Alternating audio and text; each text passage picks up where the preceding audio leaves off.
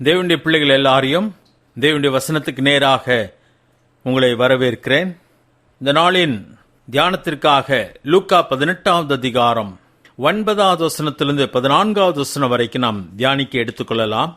லூக்கா 18வது அதிகாரம் 9வது வசனத்திலிருந்து 14வது வசனம் வரைக்கும் ஆண்டவர் இந்த பகுதியிலே ஒரு உவமையை கூறுகிறவராக இருக்கிறார். அந்த உவமையை யார் கூறுகிறார் என்பதை பார்க்க போகிறோம். அதோடு கூட என்ன காரணத்துக்காக அதை கூறுகிறார் என்பதையும் இந்த நாளிலே நாம் பார்க்க போகிறோம். 9வது வசனத்தை நான் வாசிக்கிறேன், கவனிங்கள். லூக்கா 18வது அதிகாரம் 9வது வசனம். அன்றியும் தங்களை நீதிமான்கள் என்று நம்பி மற்றவர்களை அற்பமாக எண்ணின சிலரை குறித்து அவர் ஒரு உவமையை சொன்னார் என்று சொல்லப்பட்டிருக்கிறது. ஆண்டவர் ஒரு உவமையை சொல்லுகிறார். அது யாருக்கு சொல்லுகிறார் என்று சொன்னால், சிலரை குறித்து என்று சொல்லி வாசிக்கிறோம். யாரோ சிலரை குறித்து அவர் குறிப்பிடுகிறவராயிருக்கிறார். அந்த சிலர் எப்படிப்பட்டவர்களாக இருக்கிறார்கள் என்பதை அந்த 9வது வசனத்திலே நாம் பார்ப்போமானால், தங்களை நீதிமான்கள் என்று நம்பி மற்றவர்களை அற்பமாய் எண்ணின சிலர் என்று சொல்லி அவர் சொல்லுகிறார். தங்களை நீதிமான்கள் என்று நம்பினவர்களும் அந்த நம்பிக்கையினாலே மற்றவர்களை அற்பமாய் எண்ணின சிலரை பற்றி குறிப்பிடும்படியாக தேவன் இந்த உவமையை சொல்கிறார். அந்த உவமையை தான் இந்த நாளில் நாம் படிக்கப் போகிறோம். முதலாவதாக நான் அந்த 9வது வசனத்திலே வருகிற தங்களை நீதிமான்கள் என்று நம்பி என்ற அந்த பதத்தை நான் எடுத்துக்கொள்ள விரும்புகிறேன். பரிசுத்த வேதாமத்திலே ரோமர் 3வது அதிகாரம் 10வது வசனத்திலே வாசிப்போமானால், நீதிமான் இல்லை, ஒருவனாகிலும் இல்லை என்று சொல்லி வாசிக்கிறோம். அதே 3வது அதிகாரம் 23ஆம் வசனத்திலே வாசிப்போமானால், எல்லாரும் பாவம் செய்து தேவ மகிமையற்றவர்களாகி என்று சொல்லி வாசிக்கிறோம். 3வது அதிகாரம் 12ஆம் வசனத்திலே வாசிப்போமானால், எல்லாரும் வழி தப்பி ஏகமாய் கெட்டுப் போனார்கள், நன்மை செய்கிறவன் இல்லை, ஒருவனாகிலும் இல்லை என்று சொல்லி வேதத்திலே வாசிக்கிறோம். நீதிமான் இல்லை, ஒருவனாகிலும் இல்லை என்று சொல்லி பார்க்கிறோம். நன்மை செய்கிறவன் இல்லை என்று சொல்லி வாசிக்கிறோம். எல்லாரும் பாவம் செய்து ஏகமாய் கெட்டுப் போனார்கள் என்பதையும் பரிசுத்த வேதாமத்திலே வாசிக்கிறோம். இப்படி இருக்கும் பொழுது தங்களை நீதிமான்கள் என்று சொல்லி சிலர் நம்புகிறார்கள் என்று சொல்லப்பட்டிருக்கிறது. அதே ரோமருக்கு எழுதின நிருபத்திலே அப்போஸ்தலனாகிய பவுல் சொல்லும் பொழுது, ஒருவனும் நியாயப்பிரமாணத்தின் கிரியைகளினாலே நீதிமான்கள் ஆக்கப்படுவதில்லை என்று சொல்லி வேதம் சொல்லுகிறது. மனிதனுடைய முயற்சியினாலே, மனிதனுடைய செயல்களினாலே ஒரு மனிதனும் நீதிமான் ஆக்கப்படுவதில்லை. இது பரிசுத்த வேதம் சொல்லுகிற மிக முக்கியமான ஒரு காரியம். ஒருவனும் நீதிமான் இல்லை என்று வேதம் சொல்லுகிறது. நல்லவன் இல்லை, நன்மை செய்கிறவன் இல்லை, ஒருவனாகிலும் இல்லை என்று சொல்லி வேதம் சொல்லுகிறது. அதாவது மனிதனை தேவன் பார்த்த பொழுது அதிலே நீதிமான் இல்லை, நன்மை செய்கிறவன் இல்லை, எல்லாரும் கெட்டுப் போனார்கள் என்றுதான் பரிசுத்த வேதம் சொல்லுகிறது. அப்படிதான் தேவன் மனிதனை பார்க்கிறார்.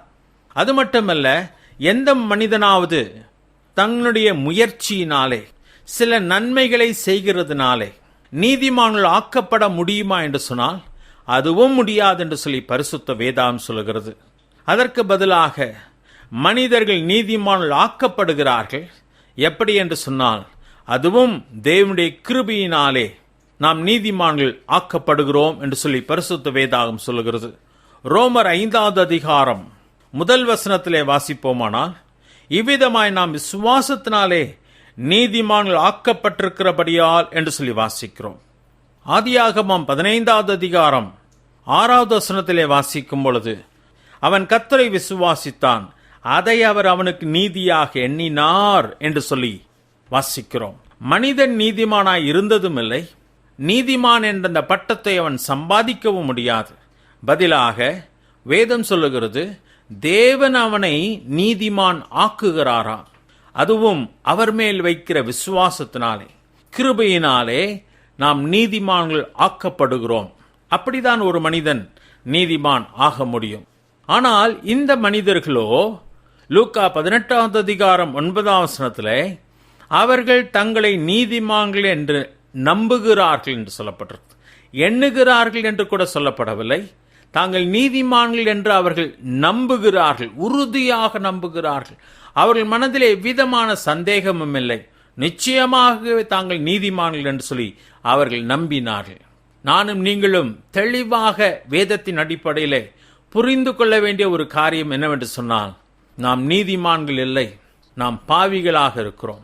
நாம் பாவம் செய்து ஏகமாய் கெட்டுப்போனவர்களாய் இருக்கிறோம். பாவத்தினாலே நம்மை கரைப்படுத்தி கொண்டவர்களாய் இருக்கிறோம். ஒருவனும் தேவனிடத்திலே சேரக்கூடாதபடிக்கு அசுத்தர்களாக இருக்கிறோம். காணியாட்சிக்கு புறம்பானவர்கள், கோபாக்கினின் பிள்ளைகளாக இருந்தோம். அப்படிப்பட்டவர்களே தான் தேவன் தம்முடைய கிருபையினாலே நம்மை நீதிமான்கள் ஆக்கி இருக்கிறார். அவருடைய குமாரனாகிய இயேசு கிறிஸ்துவின் மேல் நாம் விசுவாசம் வைத்தபடியினாலே, அதாவது அவர் இரட்சகர் என்றும் அவர் ஆண்டவர் என்றும் அவர் மேலே விசுவாசம் வைத்தபடியினாலே, மனித ரட்சிப்புக்காக தேவன் அருளின ஒரே ஒரு இரட்சகர் அவர் என்பதை விசுவாசித்தபடியினாலே, அந்த விசுவாசத்தை நமக்கு நீதியாக அவர் கணக்கிடுகிறார். இந்த மனிதர்கள் தங்களை நீதிமான்கள் என்று ஏன் அவ்வளவு உறுதியாய் நம்பினார்கள்?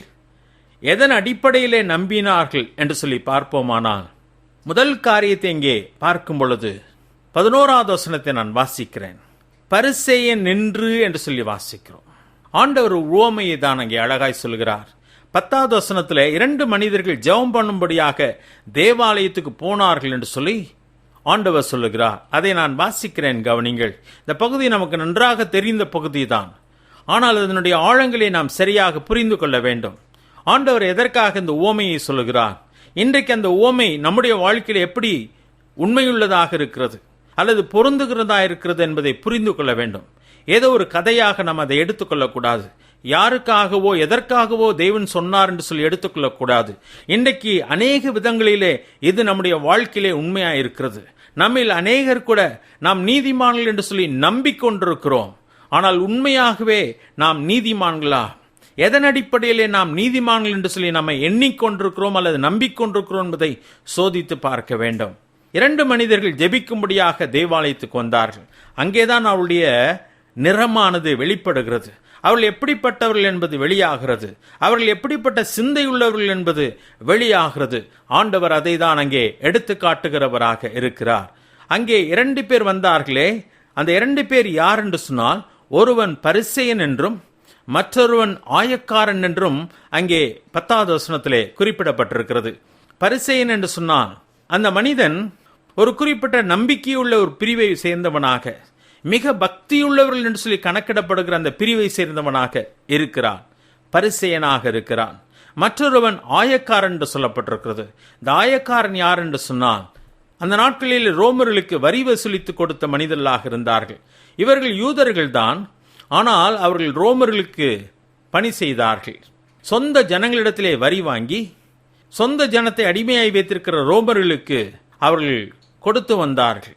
சொந்த ஜனங்களை கொள்ளையிட்டு வந்தார்கள். உண்மையற்றவர்களாக இருந்தார்கள். அதனாலே இந்த மக்கள் சொந்த ஜனங்களாலே பாவிகள் என்று சொல்லி கருதப்பட்டார்கள்.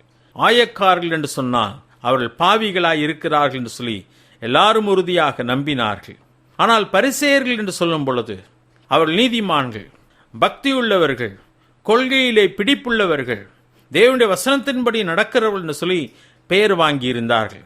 இந்த மனிதன் ஆண்டவருடைய சமூகத்திலே வந்த பொழுது எப்படி வந்து நிற்கிறான் என்று சொன்னால், 11வது வசனத்திலே வாசிக்கிறோம், பரிசேயன் நின்று என்று சொல்லி வாசிக்கிறோம். அவன் பரிசேயனாக வந்து நிற்கிறான். ஒரு குறிப்பிட்ட விசுவாசத்தை சார்ந்தவனாக வந்து நிற்கிறான். அதனாலே அவன் நீதிமானாக தன்னை எண்ணிக்கொண்டான், நம்பிக்கொண்டான் என்பது இங்கே நாம் கவனிக்க வேண்டிய மிக முக்கியமான ஒரு காரியம். இன்றைக்கும் சிலருக்கு குறிப்பிட்ட சபைக்கு போகிறதுனாலே தாங்களும் நீதிமான்கள் என்று சொல்லி எண்ணிக்கொள்ளுகிறார்கள். பல காரணங்களினாலே தங்களை நீதிமான்களாக கருதி கொள்ளுகிறவர்கள் உண்டு. குறிப்பிட்ட கொள்கையை பின்பற்றுகிறபடினாலே தாங்கள் நிச்சயமாகவே பரலோகத்துக்கு போகிறோம் என்று சொல்லி எண்ணிக்கொண்டிருக்கிறார்கள், நம்பிக்கொண்டிருக்கிறார்கள். மனிதனுடைய சொந்த முயற்சினாலே ஒரு மனிதனும் நீதிமான் ஆக்கப்பட முடியாது, பரலோகத்துக்கு செல்லவும் முடியாது. ஒரு குறிப்பிட்ட ஆலயத்துக்கு போகிறதுனாலே, குறிப்பிட்ட விசுவாச கூட்டத்தாரை சேர்ந்திருக்கிறபடியினாலே நாம் நீதிமான் ஆக்கப்படுகிறது முடியாத காரியம். அதனால்தான் வேதம் சொல்லுகிறது, ஒருவனும் தன்னுடைய சொந்த முயற்சியினாலே, நியாயப்பிரமாணத்தின் கிரியைகளினாலே நீதிமான்கள் ஆக்கப்படுகிறதில்லை என்று சொல்லி சொல்லப்பட்டிருக்கிறது. இதை நாம் கவனிக்க வேண்டும். இந்த மனிதன் ஏன் தன்னை நீதிமான் என்று எண்ணினான் என்று சொன்னால், தான் பரிசேயனாய் இருக்கிறபடியினாலே தான் நீதிமான் என்று எண்ணினான். இரண்டாவது காரியம் என்னவென்று சொன்னால், அவன் மற்றவர்களோடு கூட தன் வாழ்க்கையை ஒப்பிட்டு பார்த்ததினாலே தன்னை நீதிமான் என்று சொல்லி கருதினான் என்று சொல்லப்பட்டிருக்கிறது. யாரோடு கூட அவன் தன்னை ஒப்பிட்டு பார்த்தான் என்று சொன்னால், தன்னை விட மோசமான வாழ்க்கை வாழ்கிற மற்றவர்களோடு கூட தன்னை ஒப்பிட்டு பார்த்தான்.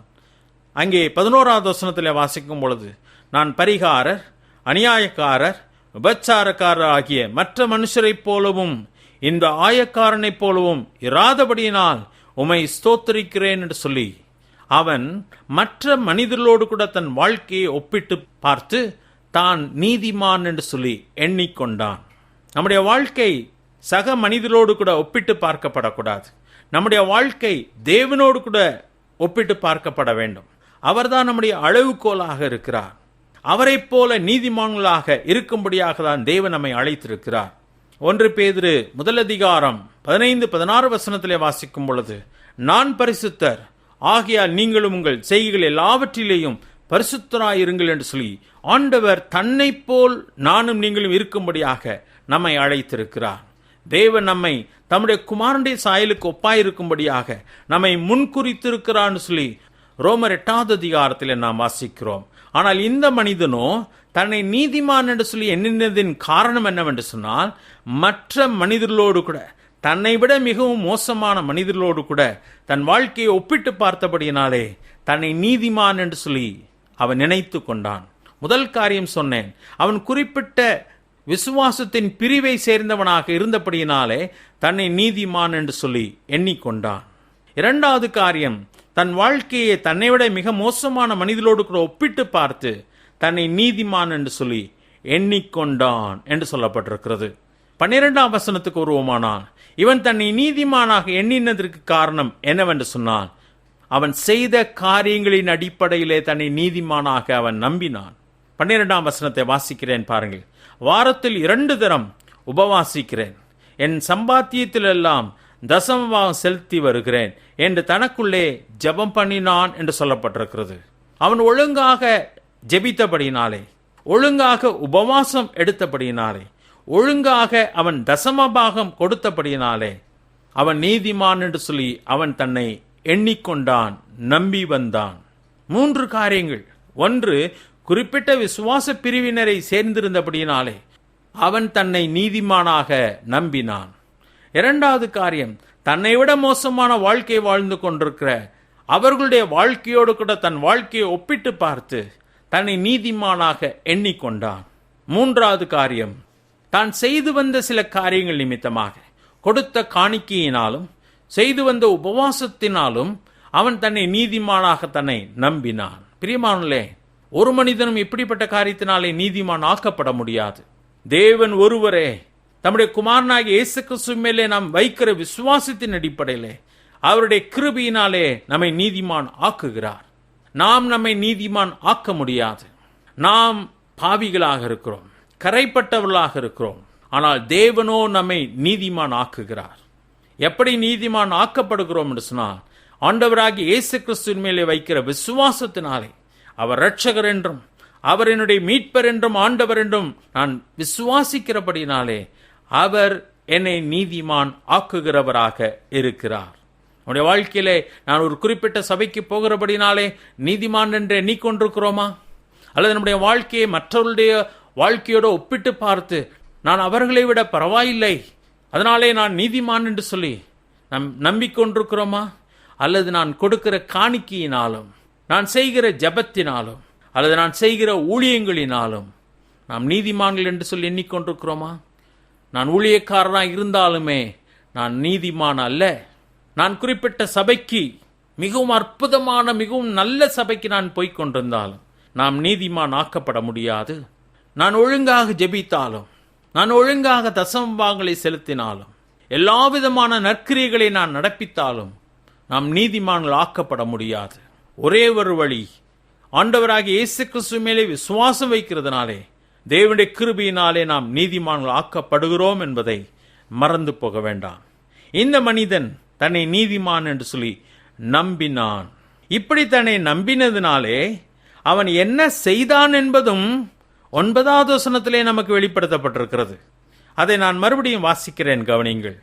தங்களை நீதிமான்கள் என்று நம்பி மற்றவர்களை அற்பமாக எண்ணின சிலர் என்று சொல்லி ஆண்டவர் சொல்கிறார். அவர்களுக்காக தான் இந்த உவமையை சொல்லிக் கொண்டிருக்கிறார். தங்களை நீதிமான்கள் என்று நம்பினது மட்டுமல்ல, மற்றவர்களை அவர்கள் அற்பமாக எண்ணினார்கள் என்று சொல்லப்பட்டிருக்கிறது. எப்பொழுதுமே சுயநீதி, நானே சம்பாதித்த நீதி என்று சொல்லி, நான் நல்லவன் என்று சொல்லி ஒருவன் நம்பும் பொழுது அவனுக்குள்ளே பெருமை என்பது வந்துவிடுகிறது. தேவன் கிருபையாக எனக்கு ஒன்றை கொடுப்பாரானால் அது அவராலே வந்தது என்று சொல்லி மனிதன் அவரை பெருமைப்படுத்த முடியும். ஆனால் நான் சம்பாதித்தது, நான் இதை செய்தேன், நான் அதை செய்தேன், நான் இப்படி இருக்கிறேன் என்று சொல்லி ஒரு மனிதன் எண்ணும் பொழுது அவனுக்குள்ளே வருகிறது பெருமையாகும். பெருமை என்பது வந்துவிடுமானால் மற்றவனை மிக தாழ்வாக பார்க்கிற தன்மையும் நம்மிடத்திலே வந்துவிடும் என்பது உண்மையான ஒரு காரியம். இந்த மனிதன் மற்றவர்களை ஏளனமாக எண்ணுகிறான் என்பது 11வது வசனத்திலே நமக்கு தெளிவாக தெரிகிறது. மற்றவர்களை அவன் எப்படி அழைக்கிறான் என்று சொன்னால், பரிகாரக்காரர், அநியாயக்காரர், விபச்சாரக்காரர், ஆயக்காரர் என்று சொல்லி மற்றவருடைய வாழ்க்கையை பெயர் சொல்லி கேவலப்படுத்துகிற ஒரு மனிதனாக காணப்படுகிறான். மற்றவர்களை நாம் ஏளனமாக எண்ணுவோமானால் நமக்குள்ளே பெருமை இருக்கிறது என்று சொல்லி அர்த்தம். அப்படி பெருமை இருக்கும் பொழுது நமக்கு விரோதமாக தேவன் இருக்கிறார் என்பதை மறந்து போக வேண்டாம். அதை தான் ஆண்டவர் 14ஆம் வசனத்திலே சொல்லும் பொழுது, பெருமையுள்ளவனுக்கு தேவன் எதிர்த்து நிற்கிறார் என்று சொல்லுகிறார். பெருமையுள்ளவனாக இருக்கிறோமா? பெருமை இருக்குமானால் நாம் மற்றவர்களை ஏளனமாக எண்ணுவோம். மற்றவர்களை ஏளனமாக நாம் எண்ணுவோமானால், நம்மை விட மிக மட்டமானவர்களாக நாம் அவர்களை பார்ப்போமானால், நமக்குள்ளே பெருமை இருக்கிறது என்பது உண்மையான ஒரு காரியம். இவர்களுக்குள்ளே பெருமை இருந்ததினாலே அவர்கள் செய்த மற்றொரு காரியம் என்னவென்று சொன்னால், தங்கள் குறைகளை பார்க்க முடியாதவர்களாக இருந்தார்கள். தாங்கள் நிறைவுள்ளவர்களாக அவர்கள் எண்ணிக்கொண்டிருந்தார்கள். தாங்கள் நீதிமான்கள் என்று சொல்லி நம்பிக்கொண்டிருந்தார்கள். தாங்கள் மிக சிறப்பாக இருப்பதாக எண்ணிக்கொண்டிருந்தார்கள். தங்கள் குறைகளை பார்க்க இயலாதவர்களாக அவர்கள் இருந்தார்கள் என்பது மிக முக்கியமான ஒரு காரியம். அதனால்தான் இந்த மனிதன் தேவனிடத்திலே சென்று தன்னுடைய பெருமைகளை அடுக்கிக் கொண்டிருக்கிறான். நான் இப்படி செய்கிறேன், நான் அப்படி செய்கிறேன், நான் இவர்களைப் போல் அல்ல, நான் அவர்களைப் போல் அல்ல என்று சொல்லி அழந்து விட்டு கொண்டிருக்கிறதை நாம் பார்க்கிறோம். பெருமை என்பது மிகவும் மோசமான ஒரு காரியம். பெருமை இருக்கும் பொழுது தேவனுடைய வார்த்தையை நாம் நம்ப மறுக்கிறோம். மற்றவர்களை நம்மை விட மேலானவர்களாக எண்ண மறுக்கிறோம். நம்முடைய குறைவுகளை பார்க்க மறுக்கிறோம். தேவனிடத்திலே சென்று நம்முடைய பெருமைகளை அடுக்கிக் கொண்டிருக்கிறவர்களாக இருக்கிறோம். அதனால இந்த மனுஷனிடத்தில் தேவனுடைய சமூகத்தை பற்றி பயமில்லை.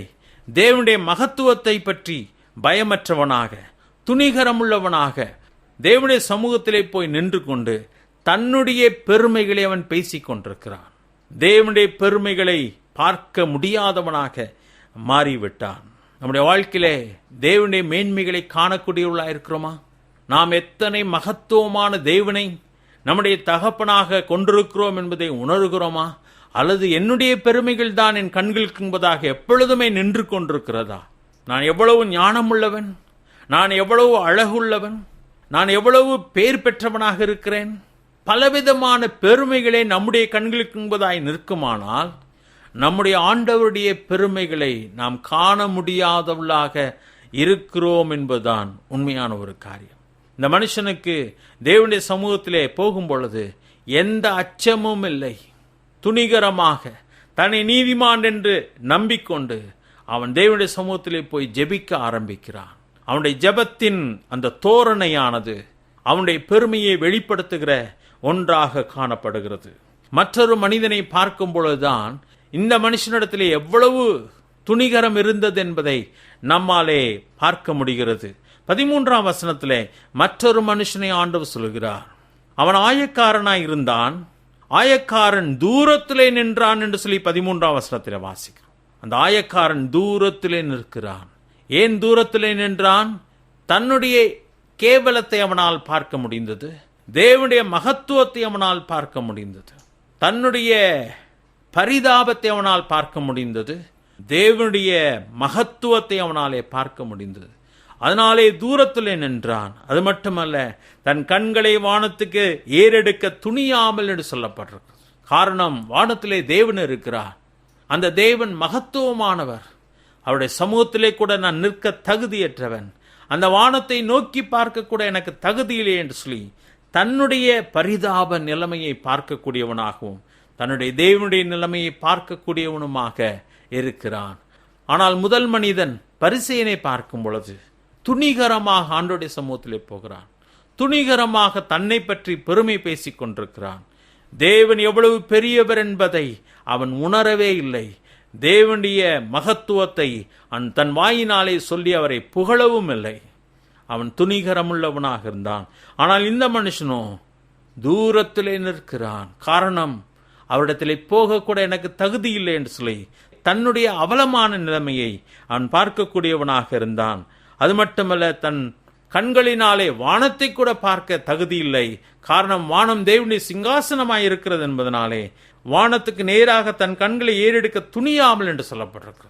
அது மட்டுமல்ல, அவன் மார்பிலே அடித்து கொண்டானாம். எதற்காக என்று சொன்னால், தன்னுடைய வேதனையை அவன் காட்டும்படியாக, தன் துக்கத்தை காட்டும்படியாக. ஆண்டவரே எனக்கு இரங்கும் என்று சொல்லி அவன் சொல்வதற்கு பதிலாக தன் மார்பிலே அடித்து கொண்டான். அடுத்ததாக தன் வாயை திறந்து ஆண்டவரிடத்தில் சொல்கிறான், தேவனே, பாவியாகி என் மேல் கிருபையாயிரும் என்று சொல்லி கேட்டான். இந்த ரெண்டு பேருக்கும் உள்ள வித்தியாசத்தை நம்மால் பார்க்க முடிகிறதா? நம்முடைய வாழ்க்கை எப்படிப்பட்டதா இருக்கிறது? ஒரு குறிப்பிட்ட சபைக்கு போகிறதுனாலே நாம் நீதிமான்கள் என்று எண்ணிக்கொண்டிருக்கிறோமா? மற்றவர்களோடு கூட ஒப்பிட்டு பார்த்து நம்மை நீதிமான்கள் என்று எண்ணிக்கொண்டிருக்கிறோமா?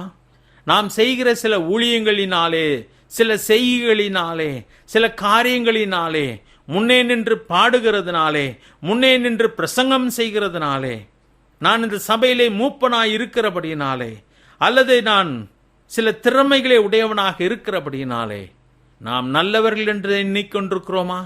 நாம் நீதிமான்கள் என்று எண்ணிக்கொண்டிருக்கிறோமா? தேவனுடைய சமூகத்திலே வரும்பொழுது துணிகரமாக பெருமையுள்ளவர்களாக வந்து கொண்டிருக்கிறோமா? தேவனுடைய மகத்துவத்தை பார்க்க முடியாமல் நம்முடைய பெருமைகளை எப்பொழுது நம்முடைய கண்களுக்கு முன்பதாக நின்று கொண்டிருக்கிறதா? அல்லது இந்த ஆயக்காரனை போல ஆண்டுடைய சமூகத்திலே வரக்கூட துணிச்சல் இல்லாமல் பயத்துடன் தூரத்திலே நின்று வானத்தை கூட அண்ணாந்து பார்க்க முடியாமல் தன் மார்பிலே அடித்து கொண்டு பாவியாகி என் மேல் கிருபையாயிரும் என்று சொல்லி கெஞ்சுகிறோமா? எப்படிப்பட்ட மனிதனாக நாம் இருக்கிறோம்? ஆண்டவர் இந்த மனிதனை பற்றி நாம் புரிந்து கொள்ளும்படியாக தான் இந்த உவமையை அழகாய் சொல்லுகிறவராயிருக்கிறார். இரண்டு விதமான மனிதர்கள். ஒருவன் தன்னை நீதிமான் என்று சொல்லி நம்பிக்கொண்டிருக்கிற மனிதன். அவன் என்னென்னலாம் செய்கிறான் என்பதை ஆண்டவர் சொல்கிறார். அவன் மற்றவர்களை பற்றி எப்படி எண்ணுகிறான் என்பதையும் இந்த வசனத்தில் சொல்கிறார். ஆனால் தேவன் ஏற்றுக்கொள்ளக்கூடிய ஒரு மனிதன், தேவனால் நீதிமான் ஆக்கப்படுகிற மனிதன் எப்படிப்பட்டவனாய் இருக்கிறான் என்பதையும் இந்த உவமையின் மூலமாக நமக்கு தெளிவாக வெளிப்படுத்துகிறார். யார் ஒருவன் நீதிமான் ஆக்கப்பட முடியும்?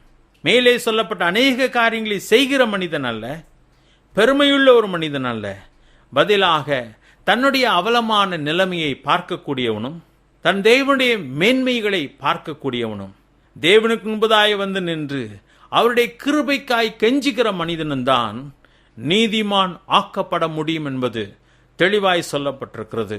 14வது வசனத்துக்கு வரும் பொழுது ஆண்டவர் சொல்லுகிறார், அவனல்ல இவனே நீதிமான் ஆக்கப்பட்டவனாய் தன் வீட்டுக்கு திரும்பி போனான் என்று உங்களுக்கு சொல்லுகிறேன். ஏனெனில் தன்னை உயர்த்துகிறவன் எவனும் தாழ்த்தப்படுவான், தன்னை தாழ்த்துகிறவன் உயர்த்தப்படுவான் என்று சொல்லுகிறார். பிரியமான ஆண்டுடைய சமூகத்திலே வரும்பொழுது நம்மை உயர்த்துகிறோமா அல்லது நம்மை தாழ்த்துகிறோமா? எப்படிப்பட்டவனாக இருக்கிறோம்? ஆண்டுடைய சமூகத்திலே வந்து மாற்றப்பட்டவர்களாய் போகிறோமா அல்லது வந்த வண்ணமாகவே திரும்பி போய் கொண்டிருக்கிறோமா? ஏன் அநேக நேரத்திலே நம்முடைய வாழ்க்கையிலே மாற்றம் இல்லை என்பதை உணர்ந்திருக்கிறோமா? நாம் நீதிமான்கள் என்று சொல்லி எண்ணிக்கொண்டிருக்கிறோம்.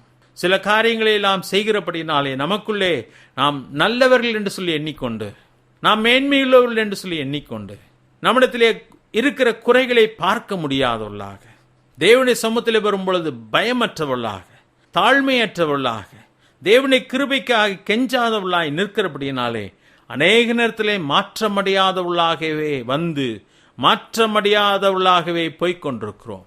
எத்தனையோ ஆண்டுகள் நம்முடைய வாழ்க்கையிலே ஓடிவிட்டது. ஆனால் நாம் மாற வேண்டிய அளவு மாறவில்லையே. காரணம் என்னவென்று சொன்னால், தேவனுடைய சமூகத்திலே பெருமையுள்ளவர்களாய் இருக்கிறோம்.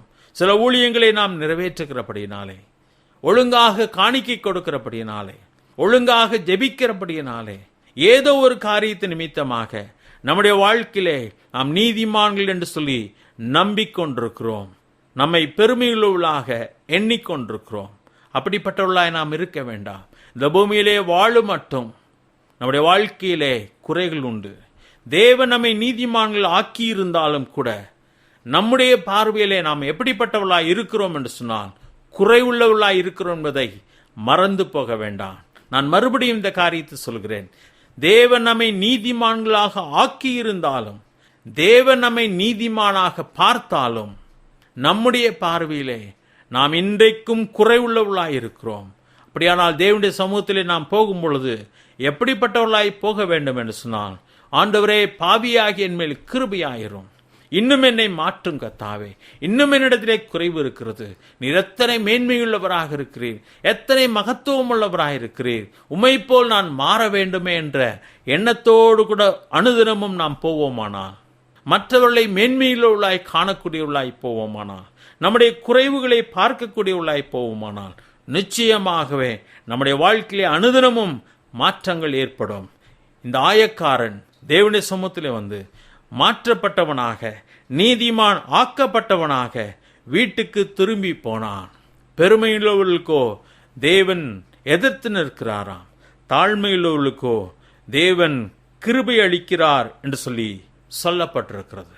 ஆம், நம்முடைய வாழ்க்கை எப்படிப்பட்டதாக இருக்கிறது என்பதை யோசித்து பார்க்கலாமா? 2 விதமான மனிதர்கள். ஒருவன் தன்னை நீதிமான் என்று சொல்லி நம்பிக்கொண்டிருக்கிற மனிதன், மற்றொருவனோ தேவனுடைய சமூகத்திலே வந்து நிற்க தகுதியில்லை என்பதை உணர்ந்து அவருடைய கிருபைக்காய் கெஞ்சுகிற மனிதன். அவனே மாற்றப்பட்டவனாயிருக்கிறான். நம்முடைய வாழ்க்கையை சோதித்து பார்க்கலாம். இந்த உவமைக்கு முன்பதாக நம்முடைய வாழ்க்கையை வைத்து நாம் எப்படிப்பட்டவர்களாய் இருக்கிறோம் என்பதை உணர்ந்து ஆண்டுடைய சமூகத்திலே அனுதினமும் மாற்றப்பட்டவர்களாய் இருப்போமா? நாம் ரட்சிக்கப்பட்ட அநேக ஆண்டுகள் கூட ஆயிருக்கலாம். அந்த பெருமையும் நம்மை கெடுத்து விட முடியும். ஆண்டுடைய சமூகத்திலே, ஆண்டவரே, நான் இன்னும் மாற வேண்டும், நான் இன்னும் மாற வேண்டும், உம்மை போல் ஆக வேண்டும் என்று சொல்லி ஆண்டவரிடத்திலே கேட்போம். நிச்சயமாக நம்முடைய வாழ்க்கை தேவனுக்கு பிரியமாக மாற்றம் அடையும் என்பதிலே சந்தேகமில்லை. தேவன் தாம் இந்த வார்த்தைகளை ஆசீர்வதிப்பாராக. ஜெப செய்வோம். எங்களை நேசிக்க நல்ல ஆண்டவரே, இந்த சிறிய ஓமையிலிருந்து எங்களை நீர் அப்படியே எடுத்து காட்டி விட்டீர். அநேக ஆண்டுகளாக நாங்கள் ஆலயத்துக்கு வருகிறபடியினாலே, அநேக ஊழியங்களை நிறைவேற்றி கொண்டிருக்கிறபடியினாலே, அநேக பொறுப்புகளை நாங்கள் வைக்கிறபடியினாலே, அநேக காரியங்களை சபையிலே நாங்கள் செய்து கொண்டிருக்கிறபடியினாலே, அநேக திறமைகளை நீர் எங்களுக்கு கொடுத்திருக்கிறபடியினாலே, சில வசதிகளையும் பெருமைகளையும் எங்களுக்கு கொடுத்திருக்கிறபடியினாலே நாங்கள் நீதிமான்கள் என்று சொல்லி எண்ணிக்கொண்டிருக்கிறோம். மற்றவர்களை ஏளனமாக பார்க்கிற மனிதர்களாக இருக்கிறோம். எங்களுடைய குறைகளை பார்க்க முடியாதவர்களாக இருக்கிறோம். தேவனுடைய பெருமைகளையும் பார்க்க இயலாதவர்களாய் காணப்படுகிறோம். எங்களை மன்னியும் கர்த்தாவே. இந்த பூமியிலே நாங்கள் வாழும் மட்டும் குறைவுள்ளவர்கள் தான் என்பதை மறந்து போகாதபடிக்கு நீர் எங்களை நீதிமான்களாக பார்த்தாலும், நீர் எங்களை நீதிமான்கள் ஆக்கி இருந்தாலும் கூட எங்களுடைய பார்வையிலே நாங்கள் இன்றைக்கும் குறைவுள்ளவர்கள் என்பதை புரிந்து கொண்டு அனுதினமும் மாற்றப்பட வேண்டும் என்ற எண்ணத்தோடு கூட உம்முடைய கிருபைக்காய் கெஞ்சி நிற்க எங்களுக்கு கிருபை தாரும். ஒரு காலம் பெருமையுள்ளவர்களாய் நாங்கள் இராதபடிக்க நீர் எங்களை காத்துக்கொள்ளும். இந்த வசனங்கள் எங்களுக்கு தொடர்ந்து பிரயோஜனமாக இருக்கட்டும். கேட்ட எல்லாரையும் ஆசீர்வதியும். எல்லாவற்றையும் எங்கள் மீட்பு ரட்சகருமாகிய இயேசு கிறிஸ்துவின் நாமத்தில் கேட்கும் நல்ல பிதாவே, ஆமென். நம்முடைய கர்த்தராகிய இயேசு கிறிஸ்துவினுடைய கிருபையும் பிதாவாகிய தேவனுடைய அன்பும் பரிசுத்த ஆவியானுடைய ஐக்கியமும் நம் அனைவரோடும் இன்றும் இருப்பதாக. ஆமென். என் ஆத்துமாவே கர்த்தரை ஸ்தோத்ரி, என் முழுவலுமே பரிசுத்த நாமத்தை ஸ்தோத்ரி. என் ஆத்துமாவே கர்த்தரை ஸ்தோத்ரி, அவர் செய்த சகல உபகாரங்களையும் மறவாதே. ஆமென்.